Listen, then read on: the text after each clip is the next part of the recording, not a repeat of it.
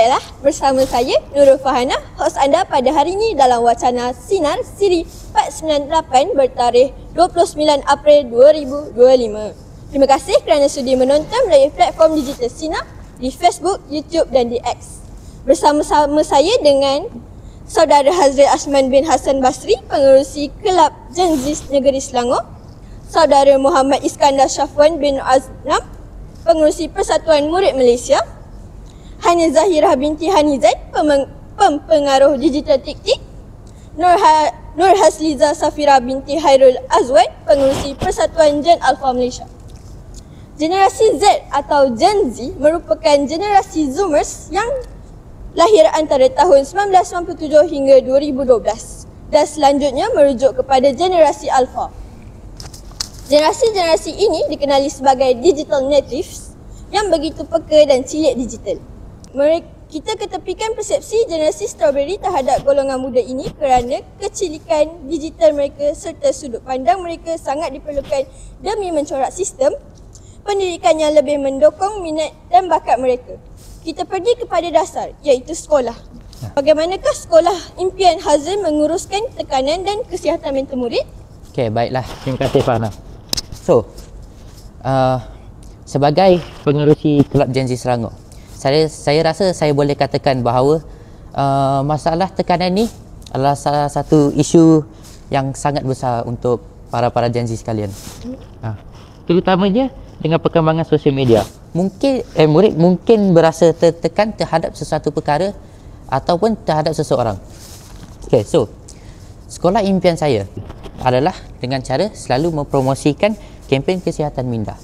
Kempen kesihatan minda ni akan memberikan murid-murid yang kemungkinannya berasa tertekan sedar bahawa tekanan pada diri itu adalah benda yang tidak bagus. Sekolah saya juga akan meningkatkan masa waktu rehat pelajar.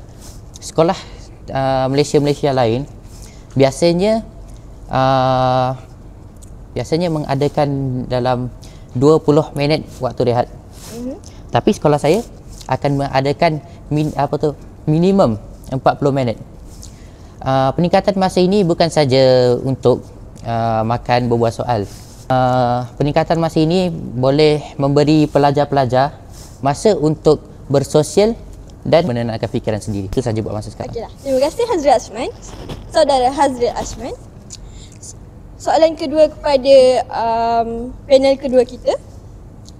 Boleh beri gambaran pakaian seragam sekolah impian? Ianya lebih formal ataupun lebih bebas?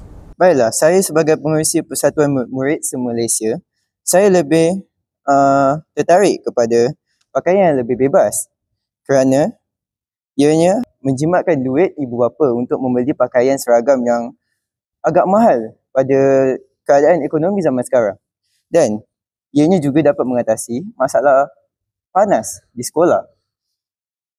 Selain itu, pakaian disebabkan ianya lebih bebas, saya mencadangkan untuk memakai pin badge logo sekolah untuk menandakan dia bersekolah di situ.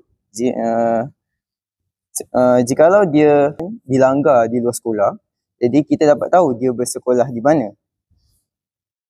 Selain itu, pakaian yang lebih bebas itu haruslah menutup aurat dan tidak terdedah. Ianya kerana bagus untuk menjaga nama baik sekolah. Baiklah, selain itu, pakaian mestilah kemas dan sopan dan tidak selekeh kerana ianya menunjukkan tahap kebersihan murid-murid yang bersekolah di situ. Baiklah, itu saja dari saya. Terima kasih Saudara Iskandar. Kita beralih pula kepada Saudari Hanis. Jika boleh reka satu mata pelajaran baru, agak-agak apakah bentuk mata pelajaran itu? Terima kasih.